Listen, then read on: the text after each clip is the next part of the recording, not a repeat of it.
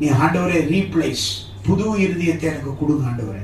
இன்னைக்கு இருக்கிற விஞ்ஞான உலகத்துல ஒரு ஹார்ட் எடுத்து இன்னொருத்தனுடைய ஹார்ட்டை பொதிஞ்சு அவனை உயிரோட நடக்க செய்யறாங்க, பேச வைக்கிறாங்க.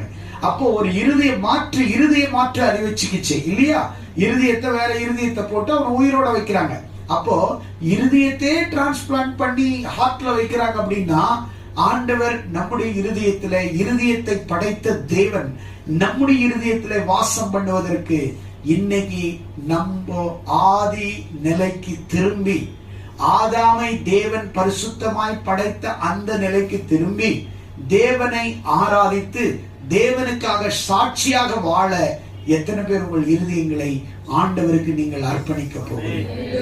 உங்கள் இருதயத்தை எத்தனை பேர் அர்ப்பணிக்க போகிறீர்கள்? உங்கள் இருதயத்தில் தேவன் வாசம் செய்ய எத்தனை பேர் அர்ப்பணிக்க போகிறீர்கள்? உங்கள் இருதயத்தை ஆண்டவர் புதுசாக்க எத்தனை பேர் விரும்புகிறீர்கள்?